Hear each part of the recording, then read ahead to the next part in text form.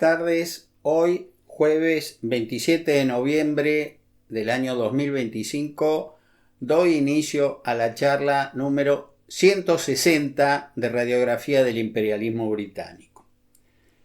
El martes pasado hemos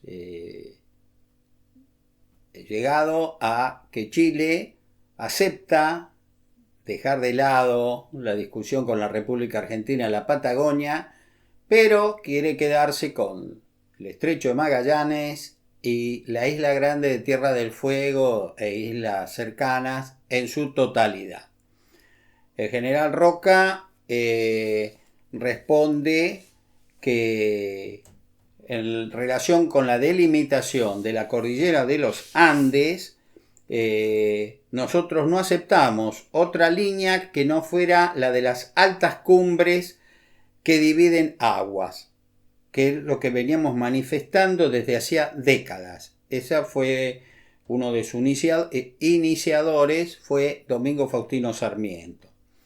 En segundo lugar, en relación con el Estrecho de Magallanes, nuestra posición, que aparecía débil, como yo ya lo expliqué en el final de la última charla, por la fundación en 1843 de Fuerte Bulnes, que es la actual ciudad de Punta Arenas,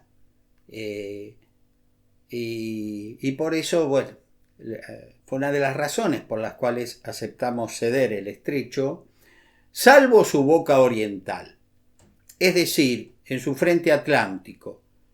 Pero se lo cedimos a Chile, pero con la condición que el mismo no fuera militarizado, no se erigieran fortificaciones, es decir, que fuera neutralizado y abierto a todas las banderas del mundo. Con referencia, el tercer punto en que no estábamos de acuerdo con la oferta chilena, Roca le manifestó que con referencia a la Tierra del Fuego, la Isla Grande de la Tierra del Fuego, la misma sería dividida en dos partes, por el trazado de una línea que seguiría un meridiano a convenir de común acuerdo. Chile, comprendiendo que nuestro gobierno no cedería un milímetro y que la guerra de conquista que estaba llevando contra Bolivia y Perú no era ningún paseo por el valor de esos pueblos luchando para impedir la conquista chilena, se avino a aceptar nuestras condiciones y así fue que se firmó el tratado del viernes 29 de julio de 1881. Antes de pasar a ver más o menos una pequeña síntesis de este tratado, yo quiero hacerle notar que en relación con el Estrecho de Magallanes, ¿por qué se lo aceptó? La otra razón, porque primero fue por la fundación de Fuerte Bulnes en la época de Rosa, en 1843. Eso les dio un gran valor a esa ocupación, indebida, pero la tenían desde hacía casi 40 años. Nuestra Cancillería venía siguiendo con mucha atención los trabajos que se iban a realizar en la zona de Panamá, la provincia colombiana de Panamá, porque en ese entonces la actual República de Panamá era una provincia colombiana. Desde mayo de 1872, el gobierno colombiano había firmado un contrato con la empresa francesa para construir un canal interoceánico, el actual canal de Panamá. La apertura del mismo era algo ya soñada de la época de Carlos I de España, ¿no es cierto? O sea, del año 1534, fíjense el sueño de hacer un canal para impedir el cruce por el Cabo de Hornos o el Estrecho de Magallanes.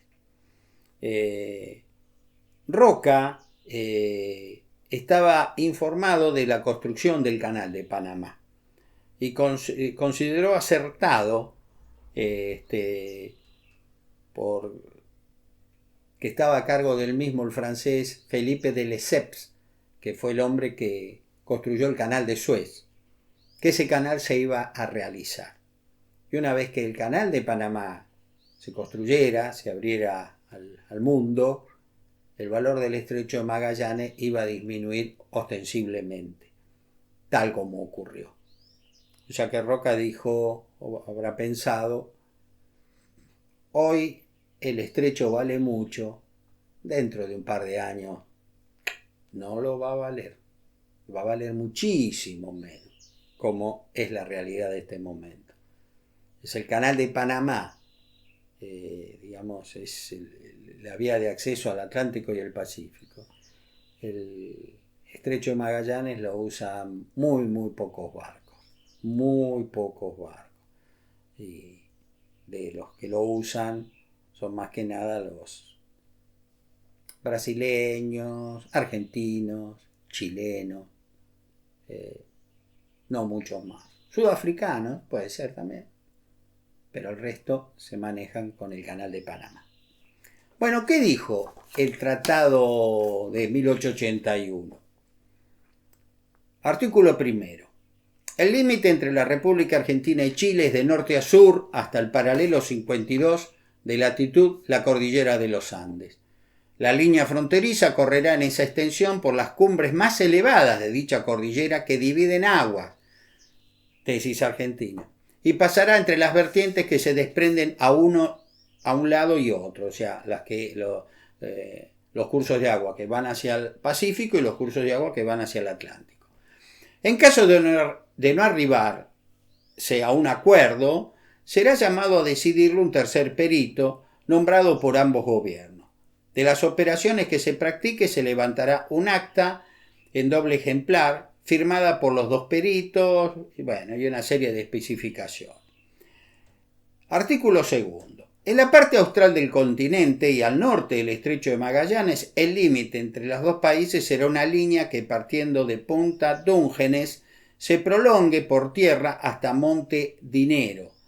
De ahí continuará hacia el oeste, siguiendo las de mayores elevaciones de la cadena de colinas que allí existen, hasta tocar en la altura de Monte Aymont.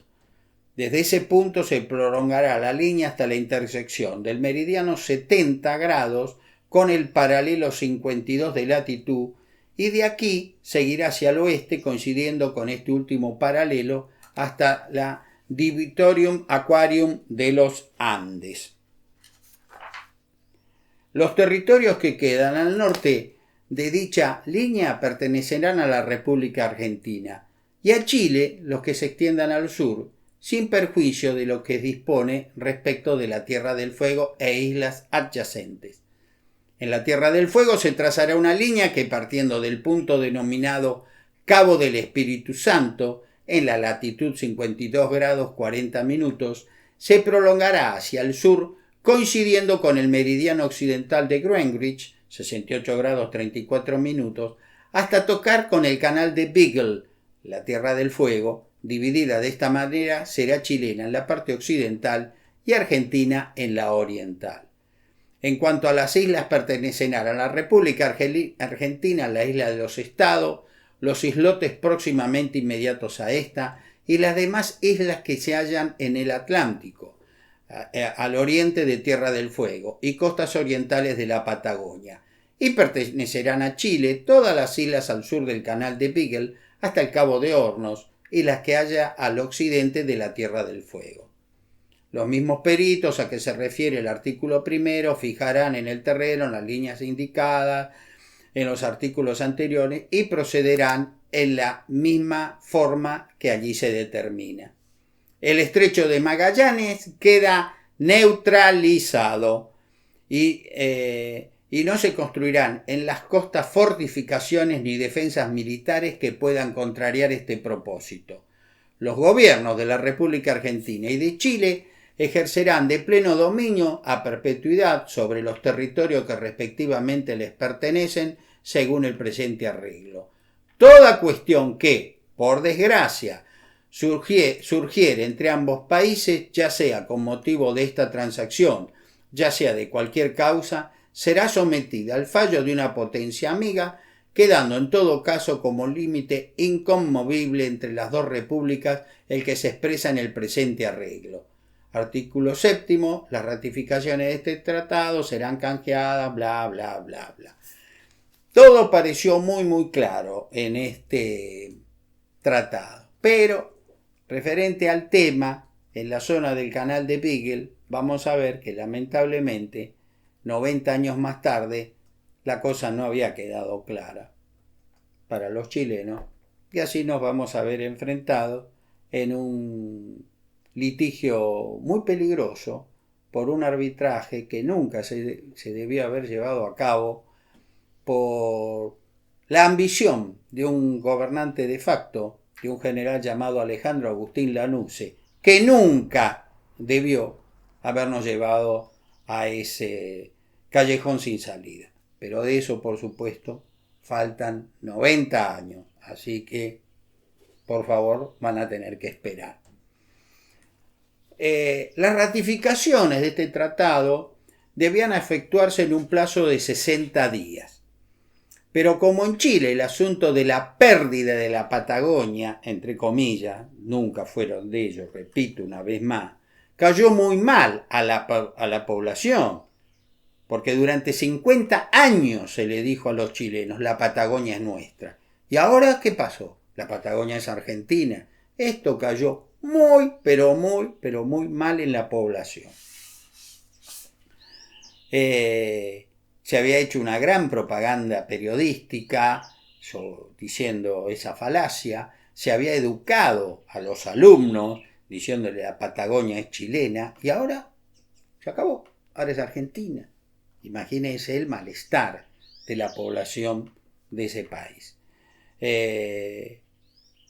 Ese sentimiento de rechazo generalizado por el pueblo de Chile fue aprovechado por la oposición al gobierno del presidente de Chile para acusarlo de no haber sabido defender la soberanía nacional, y por eso su ratificación por parte del Congreso Nacional chileno no se efectivizó en el plazo convenido por las partes. O sea, pasaron 60 días y el tratado no se había aceptado por el Congreso de Chile.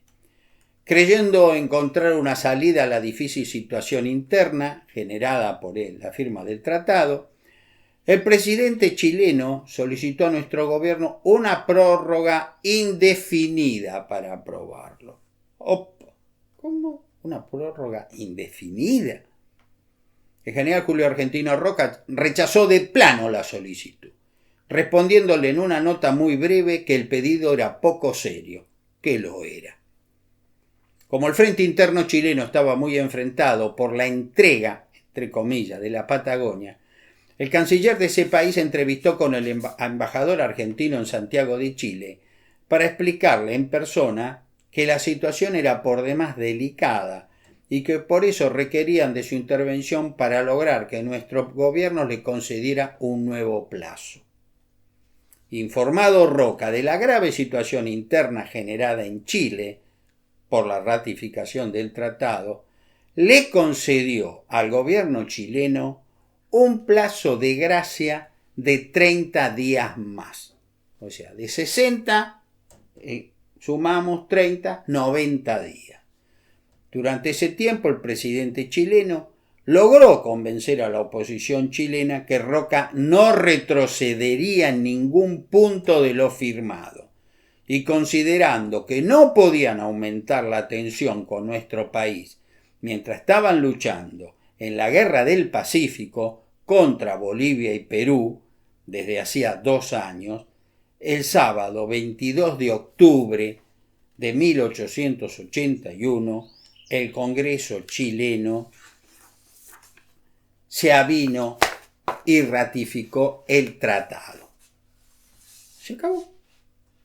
La Patagonia, las altas cumbres que dividen aguas y la mitad de la Tierra del Fuego eran argentinas. En este caso, la leyenda del escudo chileno, por la razón o la fuerza, no funcionó. ¿Por qué? Porque enfrente hubo un hombre con mucho valor, mucho patriotismo, que dijo en sistema coloquial: hasta acá llegó mi amor. Punto. Y se acabó. Y Chile se avino a lo que el general Roca quiso. Pero una cosa fue lograr su ratificación parlamentaria y otra cosa bien diferente, que Chile mostrase vocación en proceder a ejecutarlo. Es decir, que prestase conformidad para iniciar las tareas de marcatoria en el terreno. De tal modo, pese a varios pedidos efectuados desde su firma y durante todo el año 1882 por parte de la Cancillería argentina, el gobierno chileno, con mil y una excusas, no procedió a nombrar sus peritos. De tal modo, en 1883, cansado de esa dilación, el presidente Julio Argentino Roca tomó la iniciativa de abrir negociaciones bilaterales a fin de efectuar la demarcación de la frontera en el terreno. Pero el mandatario chileno, Domingo Santamaría González, con nuevas evasivas, no se avino a realizarla. Ante esta dilación, Roca comprendió que la injustificada demora estaba relacionada con la marcha de las operaciones militares chilenas en el Perú, país que estaba próximo a ser vencido, ya que un fuerte sector militar chileno estaba en desacuerdo con la firma del Tratado de 1881, y así, previendo que esa dilación traería nuevos inconvenientes en el futuro en los territorios australes, procedió a dar una clara señal de soberanía, el general Roca, y fue así que ordenó fundar el domingo 12 de octubre de 1884 en la isla grande de la Tierra del Fuego, la ciudad más austral del mundo, Ushuaia, para asegurar nuestra presencia en esa zona.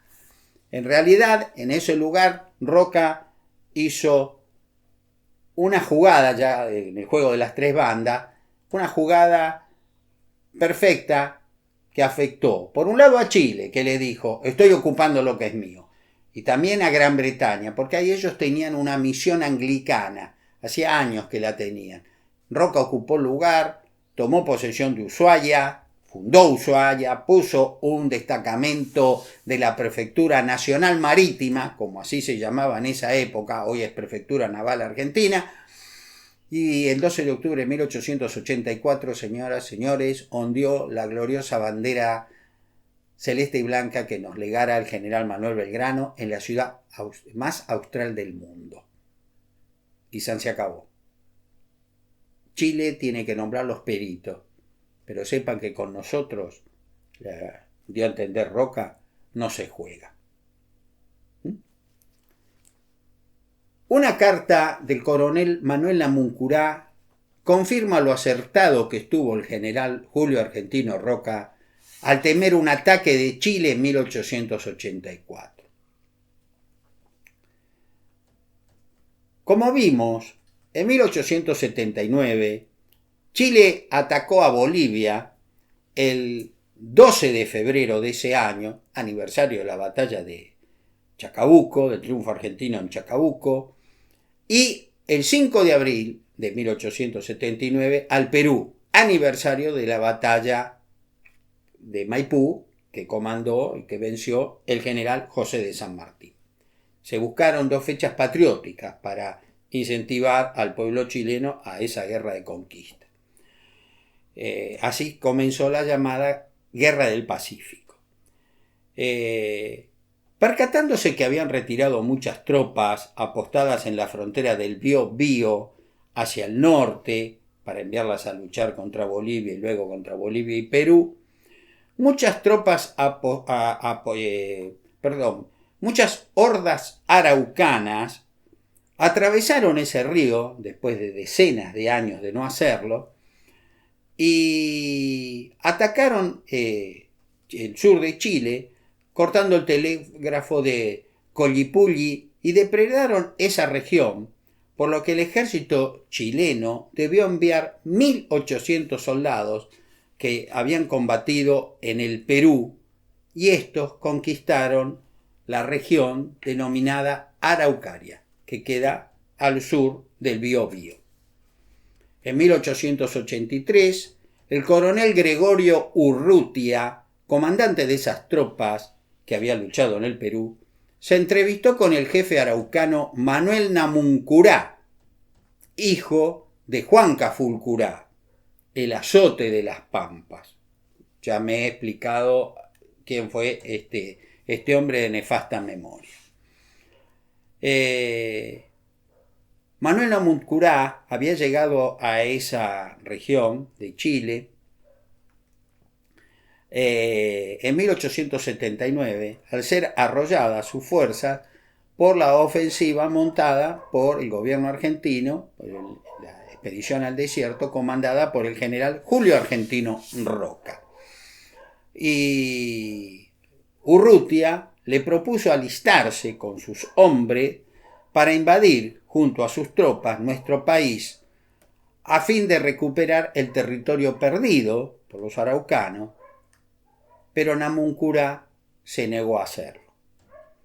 Luego de esa entrevista, considerando como insostenible su situación en Chile, regresó a nuestro país previa mediación del misionero salesiano Domingo Melanesio, y así, a principios de marzo de 1884, cerca del arroyo Rumeco o Remeco, en el camino por donde se iba al fortín que también se llamaba así o Pulmarí, territorio del Neuquén, Manuel Namuncurá fue recibido por el sargento mayor Julio Morosini, quien lo escoltó a él y a su gente ante el teniente coronel Emiliano Daza. En Ñorquinco se produjo la rendición de Manuel Namuncurá, la que se efectuó con honores militares, pues era intención de nuestro gobierno que otros indios los imitaran y se pasaran decididamente a nuestra fila, pues la guerra con Chile parecía poco menos que inevitable. El lunes 5 de mayo de 1884, Manuel Namuncurá y su gente llegaron al fuerte Roca, donde los recibió el general Lorenzo Winter, que le anunció su asimilación al ejército argentino con el grado de coronel. Entre las condiciones pactadas para su rendición estuvo la entrega de tierras, y así, al principio se ubicaron en la zona de Chimpay, sobre el río Negro, al norte de Choel, donde nació en 1886 su famoso hijo Seferino Namuncurá, quien en el año 2007 fue beatificado por el Papa Francisco y, Dios mediante, va a ser santo de la Iglesia Católica Apostólica Romana. El 26 de junio de 1884, el coronel Manuel Namuncurá viajó invitado a Buenos Aires y al llegar a nuestra ciudad, viajó invitado por el presidente de la Nación, y al llegar se entrevistó en la Casa Rosada con el general Julio Argentino Roca y con el ministro de Guerra, general Benjamín Victorica. Según una tradición, al despedirse, Roca le habría dicho: «Me ha complacido conocerle. Usted ha sido un bravo guerrero, un toro». Los indios, el valor de una persona, la máxima calificación era decirle a uno toro. Fue famoso que este apodo ellos se lo confirieron al Toro Villegas, al general Conrado Villegas. Era tan valiente para ellos, su enemigo, Villegas, que lo llamaban el Toro Villegas. Entonces, repito, Roca le dice a Namuncurá: «Me ha complacido conocerle. Usted ha sido un bravo guerrero, un toro».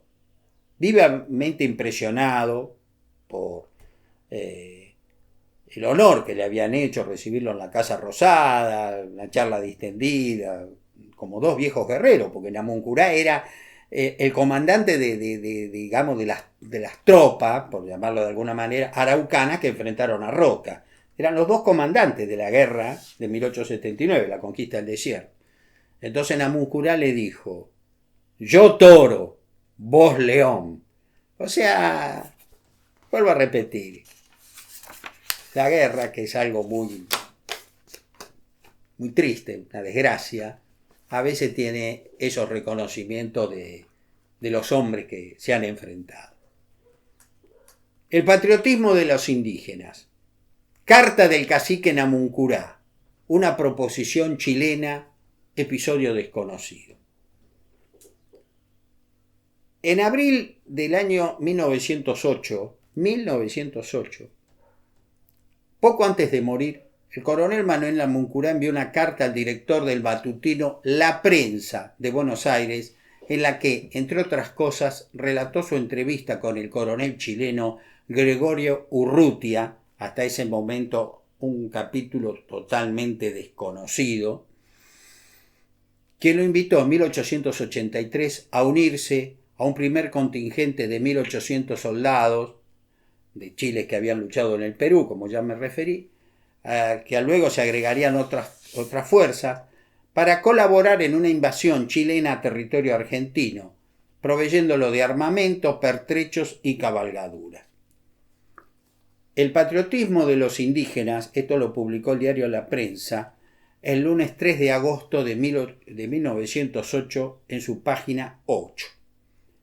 Hemos dado cuenta de que el jueves pasado, informan que ha muerto Namuncurá, dejó de existir en el Neuquén el célebre cacique Manuel Namuncurá, coronel de la nación, a la edad de 97 años, víctima de un ataque repentino y después de haber experimentado una alternativa favorable en su larga enfermedad.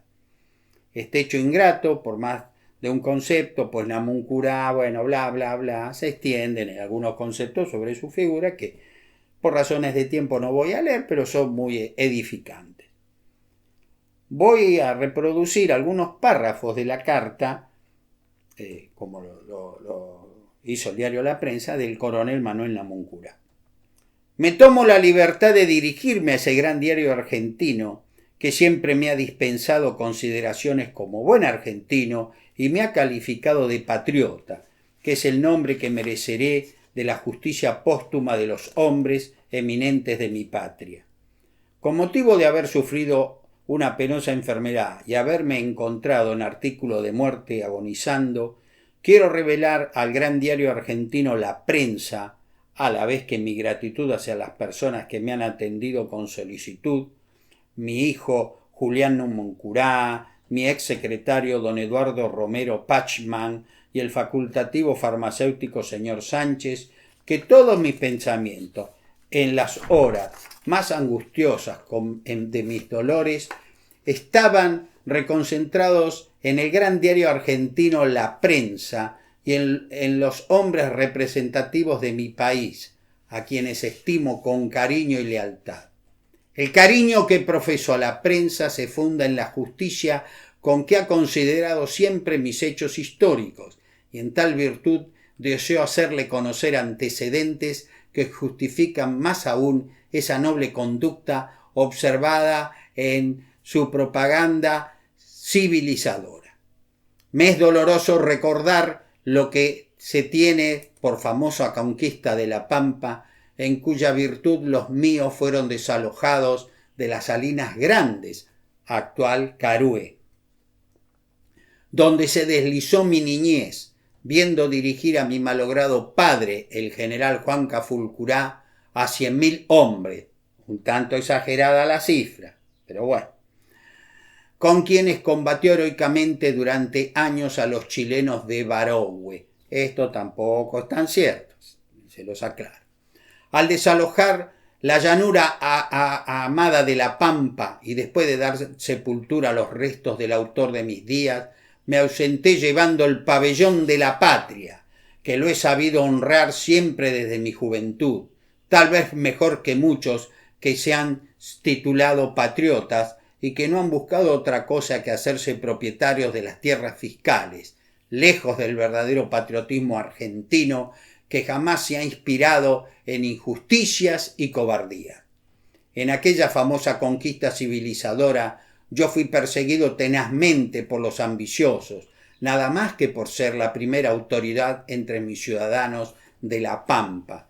No me quedó otro recurso que remontar a pie las cumbres nevadas de los Andes, porque de otro modo no encontraba garantías para mi vida y la de mi familia, pues los valientes conquistadores me habían puesto fuera de la ley, como al malogrado Catriel, que fue fusilado injustamente, y Pincén, Epumer y Mariano Rosas, Pucán y tantos otros desgraciados que sufrieron y perecieron en la isla fortificada de Martín García. A pesar de que mi patriotismo no decayó un instante y de que hacía falta gala de él en suelo extranjero, desde mi llegada a la República de Chile fui objeto de la mayor hospitalidad. Era en esa época cuando aquel país pensaba en una acción de guerra contra la República Argentina y preparaba elementos bélicos.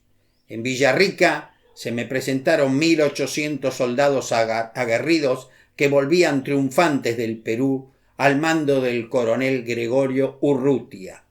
Querían que aceptara ese contingente y otros que vendrían luego para dirigirlos a las reconquistas de las tierras de que fui desalojado por el ejército argentino.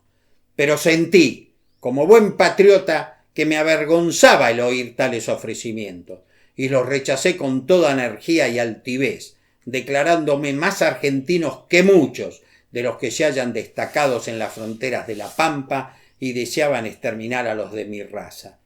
Entonces resolví regresar solo a mi patria, desafiando los peligros y sin el propósito de renovar la lucha, como lo hicieron mis antepasados, pero dispuesto a no esquivar el concurso de sangre en favor de mi tierra, si fuese necesario, conforme al juramento que hice en cierta oportunidad a mi padrino, el capitán general don Justo José de Urquiza. Ya en territorio argentino, me presenté con toda resolución en el Fortín Romero y fue recibido decentemente por el valiente oficial don Julio Morosini. Más tarde me trasladé al campamento militar de Ñorquín, donde fui recibido con todo cariño y con todos los honores debidos a mi alta posición por aquel otro valiente oficial de la Guerra del Paraguay, mi querido y malogrado amigo don Pedro Campero Belisle. Al mismo tiempo se recibió en ese campamento una orden terminante de mis inolvidables amigos, el general Benjamín Victorica y don Enrique Godoy, de respetarme y servirme en cuanto yo deseara.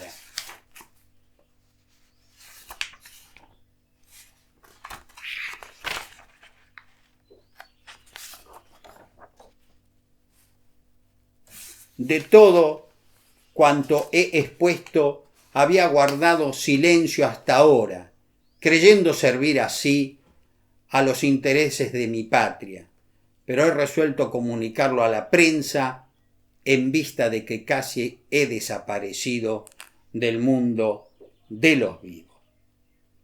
Yo tuve oportunidad de presentar, de dar a conocer esta carta en un congreso de historia militar del cual yo participé en 1996. Fue el primer congreso de historia militar argentino y yo participé con una ponencia, que acabo de encontrarla, que decía el censo de 1895 y la verificación de la exitosa política llevada a cabo con los indios en nuestro país. No hubo tal genocidio como muchos trasnochados insisten en decir. La carta del coronel Manuel Namuncurá me releva de todo comentario. Fue una lucha viril y este hombre, reconociéndose argentino, pasó con su gente, con sus tropas, digamos, desde el sur de Chile, de Villarrica a Neuquén. Es como que se rindió, pero acá se lo trató con los máximos honores, se le confirió el grado de coronel, se le dio tierras, como ya expliqué, y en Chimpay nació su famoso hijo Seferino Namuncurá. No me queda mucho tiempo, mis amigos, porque es tanta la obra de Roca que uno tiene que estar mirando el reloj al tiempo que hablaba, pero sí les voy a contar una anécdota que es cortita y muy simpática. En 1883, el intendente de Buenos Aires, Torcuato de Alvear, que demolió la Recoba, dando nacimiento así a la Gran Plaza de Mayo, consideró que había un monumento que no le dio mucho valor, ubicado frente a la catedral, que hoy conocemos como Pirámide de Mayo. Pero antes de dar orden a la piqueta que lo destruyeron, por la duda, Torcuato de Alvear le preguntó al Consejo Deliberante de la ciudad qué hacíamos con la pirámide. Los hombres del Consejo Deliberante tampoco quisieron tener sobre su conciencia, sobre sus hombros, la orden, tírenla abajo. Entonces hicieron una serie de preguntas, ¿no? Preguntaron, ¿la demolemos o la dejamos? A personas muy importantes como Domingo Faustino Sarmiento, Bartolomé Mitre, Nicolás Avellaneda y Vicente Fidel López. Su respuesta, la de estos 4 hombres tan importantes, seguramente sorprenderá a más de uno de ustedes. Pues si bien ellos manifestaron que sentían gran respeto por la pirámide, le negaron valor histórico y aconsejaron su demolición. Me estoy refiriendo al primer monumento patrio, la Pirámide de Mayo. Tírenla. Sarmiento, Mitre, Avellaneda, Vicente Fidel López, tírenla. Torcuato de Alvear, por la duda, como en esa época al intendente de Buenos Aires no se lo elegía por voto, sino que era un delegado del gobierno nacional, a dedo, el presidente lo puso a dedo, fue a verlo al general Roca. Dijo, señor presidente, tengo problema de la Pirámide de Mayo. Sarmiento, Mitre, Avellaneda, Vicente Fidel López, me dicen, tírela. No sé, ¿a usted qué le parece? Y Roca le dijo, están totalmente equivocadas. La Pirámide de Mayo no se va a tirar abajo. Me extraña lo que han hecho, el parecer de estos hombres, pero no. La Pirámide de Mayo se queda. Y se quedó muchos años ahí. Luego va a ser trasladada en una obra increíble, como una especie de trencito, al lugar que tiene hoy, al emplazamiento en el centro de la plaza, porque estaba frente a la catedral, ¿no? Fueron, creo que 80 y pico de metros de su desplazamiento hasta el lugar que ocupa ahora, y luego se recubrió la primitiva Pirámide de Mayo con la pirámide que tenemos ahora, ese hermoso monumento. Pero la verdadera está adentro de la Pirámide de Mayo. No sé si ustedes lo sabían, pero el saber nunca no ocupa lugar. Y este fue otro laurel del general Julio Argentino Roca. Pues, repito, Sarmiento, Mitre, Avellaneda y Vicente Fidel López tiren la pirámide. Roca dijo, no la tiramos nada. Gracias a Dios le hicieron caso. Y hoy tenemos nuestro primer monumento patrio, la Pirámide de Mayo, donde corresponde. Mis queridos amigos, con esto doy por terminada la charla número 160. Pucha, hemos avanzado bastante. Y si Dios quiere, nos veremos el martes próximo. Tengan ustedes muy buenas tardes. Muchas gracias por su atención.